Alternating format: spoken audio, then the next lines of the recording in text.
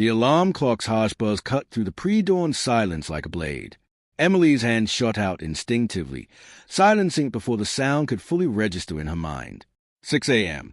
The world outside her modest East Los Angeles apartment was still wrapped in darkness, but her day had already begun. She sat up slowly, her bare feet finding the cold hardwood floor.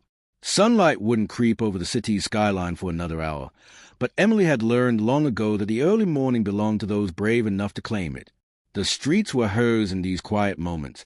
Before the chaos of the day could touch her, her running shoes sat by the bed, warm but reliable. As she laced them up with practiced efficiency, her eyes drifted to the photograph hanging crookedly on the wall above her dresser.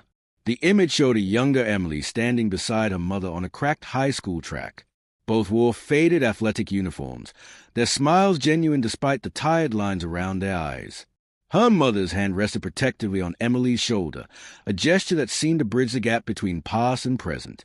5 years had passed since cancer had taken her mother away, but that photograph remained Emily's anchor. Beneath it, written in permanent marker during a particularly difficult night, were the words that had become her personal motto: run, even when no one's waiting at the finish line. The apartment door closed behind her with a soft click, and Emily stepped into the cool morning air. The scent of jasmine mixed with a faint tang of city exhaust created an oddly comforting aroma that she had come to associate with possibility. Her neighborhood was still asleep, shuttered stores and empty sidewalks creating a peaceful backdrop for her morning ritual. Emily began with a light jog, her body warming gradually as she moved through familiar streets. Running wasn't just exercise for her. It was meditation, therapy, and rebellion all rolled into one. Each stride was a declaration of independence, a refusal to be contained by the limitations others had tried to place on her. She had been told too many times that she was too small, too quiet, too unremarkable to make a difference. The rhythm of her feet on pavement was her answer to every doubt. Today, she was headed to Echo Park, her favorite destination for serious training. There was something magical about the winding paths that circled the lake, the hills that made her muscles burn in the best possible way, and the ancient trees that seemed to whisper encouragement with every breeze. The park represented freedom in its purest form, open space where she could push her limits without judgment.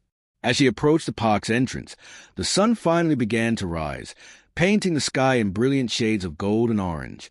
The city was waking up, but slowly, respectfully. A few early dog walkers nodded in acknowledgement as they passed. Cyclists glided by on silent wheels. The world felt peaceful, full of potential. Emily increased her pace as she entered the park proper, her stride lengthening as a path opened before her. Her breathing remained steady, controlled. Years of training had taught her body how to find its rhythm, how to maintain endurance without sacrificing speed. She moved like water, fluid and purposeful, each step carrying her further from yesterday's worries and closer to the day's possibilities. The lake stretched out beside her, its surface reflecting the morning light like scattered diamonds. Ducks floated peacefully near the shore while joggers and power walkers claimed their territory on the various paths. Emily loved this democratic quality of the park. Everyone was welcome, everyone belonged. She had been running for 15 minutes when she noticed two figures stretching beneath a large oak tree near the water's edge. Even from a distance, there was something familiar about them. As she drew closer, recognition dawned. The broader of the two men was unmistakable. Dwayne "The Rock" Johnson, his famous smile visible even in profile. Beside him, John Cena adjusted his baseball cap, trying unsuccessfully to maintain anonymity. Emily felt a brief moment of surprise, but didn't slow her pace. Celebrities were common enough in Los Angeles, and she had learned to treat them like anyone else. Besides, she had her own goals to focus on. Her workate was sacred time, not to be interrupted by starstruck behavior.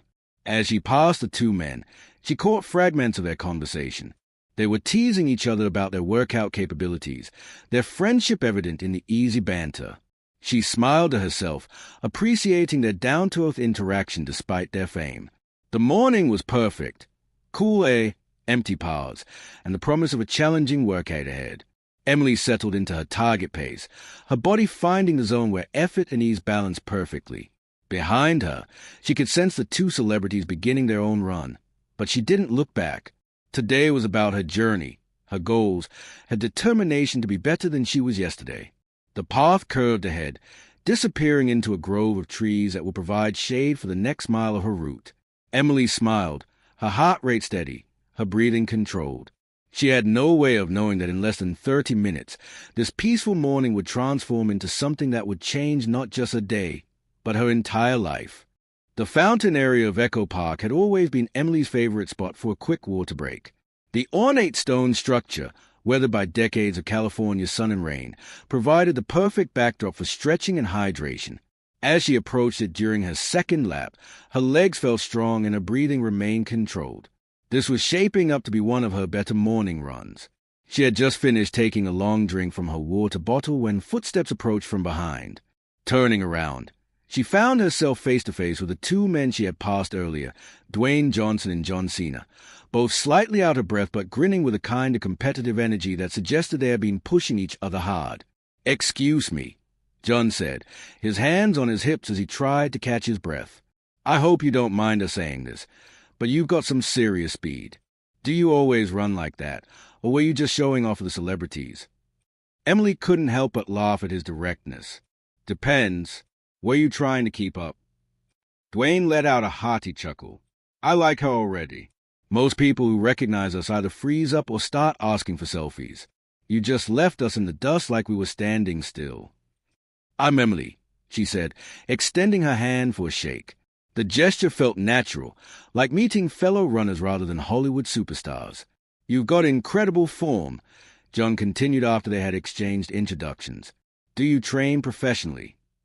"I'm a track coach and a fighter," Emily replied, surprised by how easy the conversation felt. "I work mostly with girls at a youth center in the neighborhood. I compete sometimes too, picked up a few regional titles here and there." Dwayne nodded appreciatively. "That explains the technique. But it's more than just training, isn't it?" Emily paused for a moment, considering her answer. "It's about proving something to myself and to others. Every time I run, every time I train, I'm showing the world that I'm not going to be invisible anymore." The three athletes continued talking, their conversation flowing easily from training techniques to community work to the challenges of staying motivated. John and Dwayne were genuinely interested in Emily's work at the youth center, asking thoughtful questions about her coaching philosophy and the girls she mentored. For a few precious minutes, the hierarchies of fame and recognition disappeared, leaving just three people who shared a passion for physical excellence and helping others. "You know," Dwayne said, glancing at his watch, "we were about to do another lap around the lake. Want to join us? Fair warning, though, John thinks he's faster than he actually is." "Hey now," John protested with mock indignation. "I seem to remember beating you in that charity race last month." Emily was about to accept the invitation when the peaceful morning atmosphere suddenly shifted. The distant rumble of motorcycle engines cut through the air like a warning. From a side street adjacent to the park, 5 men on loud, custom bikes pulled up near the main path. Their machines were as intimidating as their riders, chrome and black metal that gleamed with aggressive polish. The bikers were clearly not locals. Their leather jackets were adorned with skull patches and intimidating symbols, and their heavily tattooed arms and necks told stories of violence and rebellion. They had the look of men who went looking for trouble and usually found it. John and Dwayne noticed the newcomers immediately, their casual conversation dying as their instincts kicked in. Years of training and life experience had taught them to recognize predators, and these men radiated dangerous intent. Emily saw them too, her body language shifting subtly. She straightened her shoulders and kept her gaze focused ahead, a defensive posture that came from too many similar encounters. This wasn't her first time dealing with men who saw women as targets rather than people. The bikers' laughter was deliberately loud, designed to attract attention and assert dominance over the peaceful park environment. Their eyes scanned the area like hunters evaluating prey, and Emily could feel their gaze settling on her with uncomfortable intensity. "Hey, baby," one of them called out, his voice carrying across the open space. "Slow down. You're moving too fast for us to appreciate the view." Emily didn't respond, didn't even acknowledge that she had heard. She had learned long ago that engaging with men like this only encouraged them. Better to ignore their taunts and hope they would find other entertainment. But ignoring them wasn't enough. Their calls became more persistent, more crude. "Come on, sweetheart, don't be like that. We just want to have a little fun." The largest of the bikers, a stocky man with greasy hair and a predatory grin, dismounted from his machine. His movements were deliberate, calculated to intimidate. The others laughed and cheered him on, their voices creating a chorus of masculine aggression that shattered the morning's tranquility. John and Dwayne moved closer to Emily without speaking, their protective instincts overriding any concern for their own anonymity. They had both seen enough of the world to recognize when a situation was about to escalate beyond words. The approaching biker's footsteps on the asphalt seemed unnaturally loud in the sudden tension. Emily's heart rate spiked, but not from exertion this time. Every muscle in her body coiled with readiness, her training taking over as adrenaline flooded her system. "I said hey." The man growled as he stepped directly into Emily's path, blocking her escape route with his considerable bulk. His breath reeked of stale beer and cigarettes, and his eyes held a kind of entitlement that had no regard for consent or consequences. Emily's world narrowed to this single moment, this critical decision point that would define everything that followed. Behind her, she could sense John and Dwayne tensing for action. Around them, other park visitors were beginning to notice the confrontation, some stopping to stare while others hurried past with their heads down. The morning that had started with such promise was about to become something none of them had expected. The biker's hand shot out like a striking snake, his thick fingers wrapping around Emily's wrist with brutal possessiveness. The contact sent a shock of revulsion through her body, not just from the physical violation, but from the casual assumption of ownership it represented. "Don't play hard to get, sweetheart," he snarled, his face mere inches from hers. His breath was toxic, a mixture of alcohol, tobacco, and something else that made her stomach turn. "We're just trying to be friendly." Emily's entire world compressed into this single moment of contact. Every self-defense class she had taught, every technique she had practiced, every hour spent building strength and confidence had been preparation for exactly this scenario. But knowing what to do and actually doing it was separated by a chasm of fear and disbelief. The man's other hand moved with disgusting confidence toward the hem of her running skirt. "Let's see what you've been hiding under here," he said with a leer that made Emily's skin crawl. That was the moment everything changed. Emily's body responded before her mind could fully process what was happening. Years of training took over, muscle memory overriding shock and fear. She twisted her captured wrist in a sharp, practice motion, using the attacker's own grip against him to create leverage. The technique was simple but devastatingly effective, a basic escape that she had taught to hundreds of girls at the youth center. The crack of his wrist bone breaking was audible across the park. The biker's scream of pain and surprise shattered the morning stillness like breaking glass. He dropped to his knees, cradling his injured wrist against his chest, his face contorted in agony and disbelief. This wasn't how the script was supposed to go. Women were supposed to be victims, not fighters. But Emily wasn't finished. The moment she had broken free from his grip, she had spun into a defensive stance, her body coiled and ready. As he knelt there clutching his broken wrist, she delivered a precise elbow strike to the side of his head. The blow was calculated, controlled, and absolutely decisive. The biker crumpled to the ground, unconscious before he hit the asphalt. The entire confrontation had lasted less than 10 seconds. For a heartbeat, the park was completely silent. Joggers stopped mid-stride. Dog walkers froze with leashes slack in their hands. Even the ducks on the lake seemed to pause in their morning routine. Emily stood over her unconscious attacker, breathing hard but steady, her stance still defensive and ready for whatever came next. Then chaos erupted. "You crazy bitch," one of the remaining bikers roared, his voice cracking with rage and disbelief. "What did you do to him?" The other 3 men surged forward as one, their brotherhood code demanding violent retribution for their fallen leader. But they had made a critical miscalculation. They weren't just facing Emily anymore. John Cena stepped into their path like a human wall, his broad chest and commanding presence forcing them to split their approach. "Back off," he commanded, his voice carrying the authority of someone accustomed to controlling hostile crowds. "This is your one chance to walk away."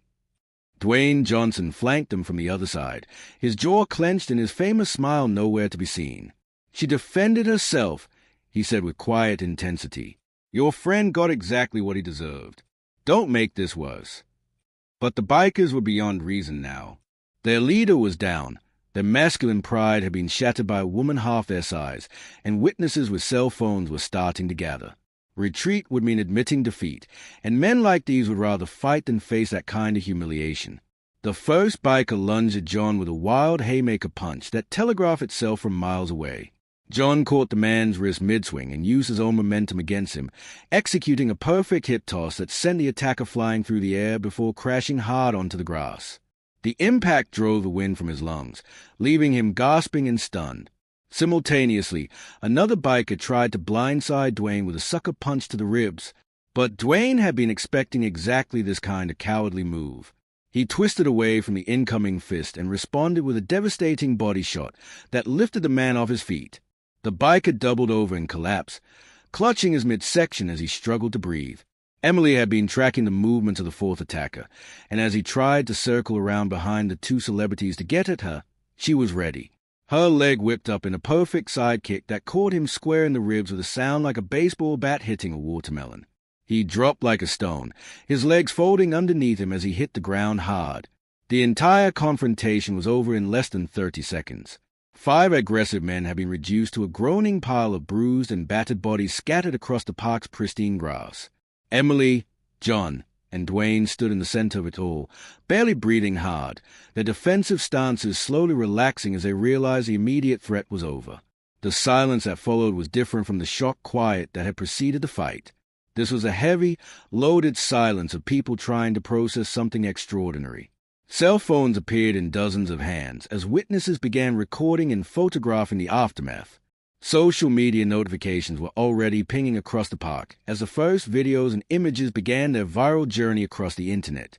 Emily looked down at her hands, surprised to find them steady. The adrenaline was still coursing through her system, but underneath it was something else, a sense of completion, of finally being able to use her training for its intended purpose. She had spent years preparing for exactly this moment, and when it came, she had been ready. John approached her first, his expression mixing concern with unmistakable admiration. "Are you okay?" he asked, his voice gentle despite the violence they had just witnessed. "I'm fine," Emily replied, and realized she meant it. "Better than fine, actually." Dwayne nodded with approval. "That was incredible. Where the hell did you learn to move like that?" "I told you," Emily said, her voice calm and steady. "I trained for moments like this. The only difference is that this time it actually mattered." In the distance, sirens began to wail as someone had clearly called the police. The bikers were starting to stir, groaning, and struggling to sit up as reality began to penetrate their pain-fogged brains. Park visitors continued to gather, creating a loose circle around the scene as they tried to understand what they had just witnessed. Emily stood in the center of it all, no longer just a morning jogger or a youth center coach.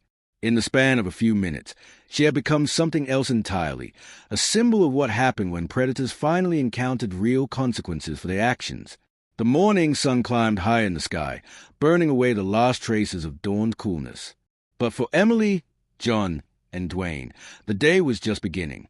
The police cars arrived with sirens wailing and red and blue lights painting the morning park in urgent colors. Officers poured out of their vehicles, hands resting cautiously on their weapons as they surveyed the scene of 5 groaning men scattered across the grass like discarded toys. Emily stood calmly in the center of the chaos, her breathing steady despite the adrenaline still coursing through her veins. John and Dwayne flanked her protectively, their presence both comforting and surreal. Around them, a crowd had gathered, joggers with their morning routines interrupted, dog walkers clutching their leashes tightly, and early park visitors who couldn't believe what they had just witnessed. The lead officer, a weathered veteran with gray temples and intelligent eyes, approached the group with measured steps.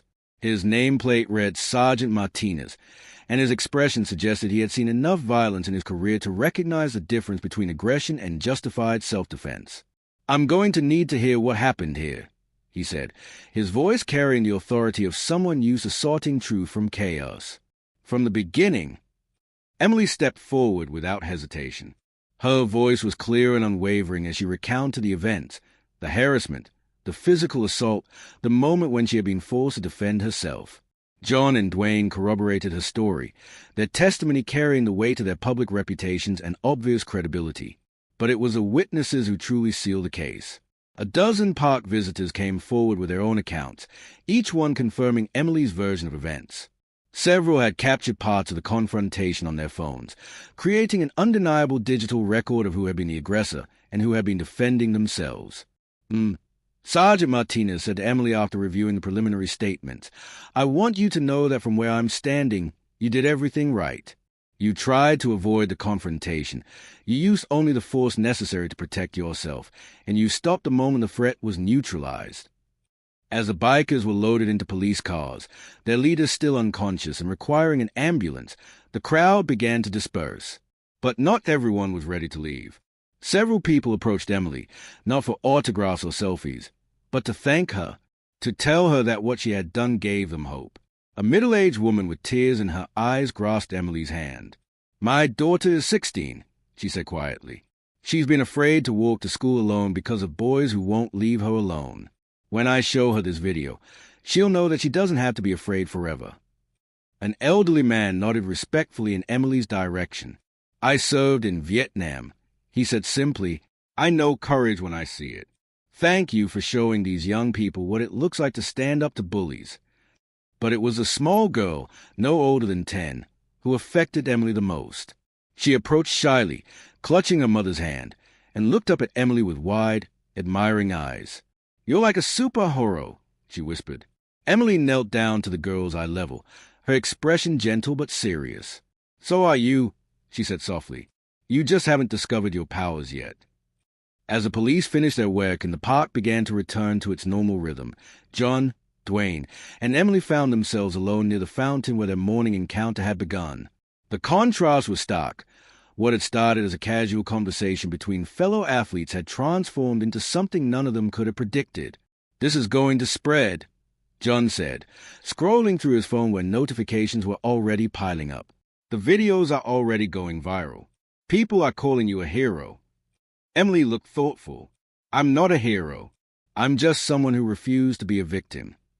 "Sometimes that's the same thing," Dwayne replied.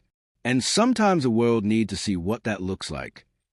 As they spoke, Emily's phone began buzzing with calls from unknown numbers. Text messages poured in from friends, family members, and complete strangers who had somehow gotten her contact information. The digital wildfire was spreading faster than any of them had anticipated. "People are going to want to hear your story," John continued.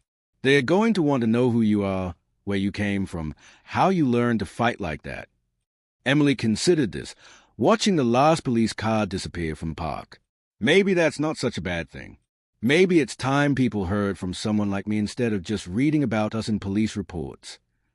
The three of them exchanged contact information before parting ways, but they all knew this wasn't really goodbye. Something significant had happened here, something that went beyond a simple act of self-defense. A connection had been forged in those moments of crisis, a shared understanding that would bond them regardless of their different worlds and backgrounds. Emily's journey home was unlike any she had ever experienced. Strangers on the street recognized her from the videos that were already circulating online. Some called out encouragement. Others simply nodded with respect. A few asked for photos, which she politely declined. This wasn't about fame. It was about something much more important. Back in her apartment, Emily sat on her couch and stared at her phone as the notifications continued to pour in. The video of her defending herself had been viewed hundreds of thousands of times in just a few hours. Comments ranged from supportive to skeptical to downright hostile, but the overwhelming response was one of admiration and inspiration. But it was a text message from an unknown number that stopped her scrolling and made her heart skip a beat. "I saw what you did today. I'm 17 and I've been too scared to tell anyone about what my stepfather has been doing to me. Watching you fight back made me realize I don't have to be scared forever. I'm going to tell my counselor tomorrow. Thank you for showing me that I can be strong too." Emily set her phone down and looked up at the photograph of her and her mother on the wall. The woman in the picture seemed to be smiling with new pride, as if she could see what her daughter had become and approved of the strength she had found. The words beneath the photograph took on new meaning now. "Run, even when no one's waiting at the finish line." But Emily was beginning to realize that she hadn't been running alone after all.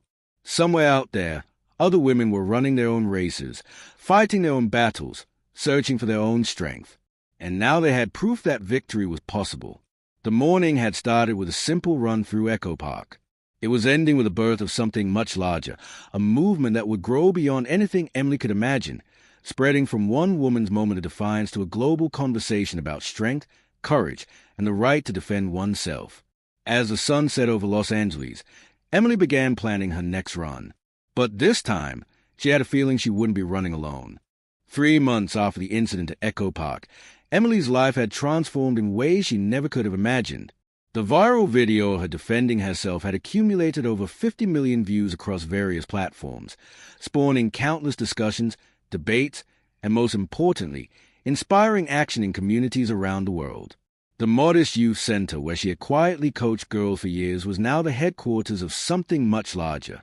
Run to Be Free had evolved from a simple idea into a full-fledged foundation, complete with corporate sponsors, volunteer trainers, and a waiting list of young women eager to learn not just self-defense, but self-empowerment. Emily stood before a packed auditorium at USC, preparing to deliver the keynote address at the California Sports Achievement Awards.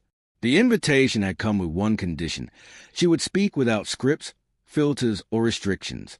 The organizers wanted her authentic voice, not a sanitized version designed to avoid controversy. John and Dwayne sat in the front row, their presence both supportive and symbolic. What had begun as a chance encounter between 3 athletes had evolved into a powerful partnership that transcended their different backgrounds and levels of fame. Together, they had become advocates for a simple but revolutionary idea, that every person deserved the right to feel safe in their own body. The auditorium fell silent as Emily approached the microphone. She wore a simple black dress, elegant but understated, a far cry from the running gear she had been wearing that morning in the park. But her posture remained the same, straight back, confident, ready for whatever challenge lay ahead. "I didn't ask to be here," she began, her voice carrying clearly to every corner of the packed venue. "I didn't plan it. I didn't want it. But sometimes life makes a decision for you. Sometimes someone grabs your wrist and forces you to decide who you are." The audience was completely attentive, hanging on every word. In the months since the park incident, Emily had become a reluctant but powerful public speaker, her message resonating with people who had spent their lives feeling powerless. "I am not a fighter because I enjoy violence," she continued. "I'm a fighter because the world forced me to become one. Because too many times I was told to smile, to stay quiet, to move on. And too many times I saw others suffer because they were too scared to speak up." She paused, scanning the faces in the crowd. In the front row sat some of her students from the youth center, young women who had found their own strength through training and mentorship. Their presence grounded her, reminding her why this work mattered. "We live in a world where people still think silence equals safety," Emily said, her voice growing stronger with each word. "It doesn't. Silence is what lets the harm continue. Action is what stops it. I created Run to Be Free because I believe strength is contagious. And once we start sharing it, it multiplies." The applause began slowly, scattered clapping that grew into something thunderous. People rose to their feet, their enthusiasm genuine and sustained. Some were crying, others were simply moved by the clarity of her conviction.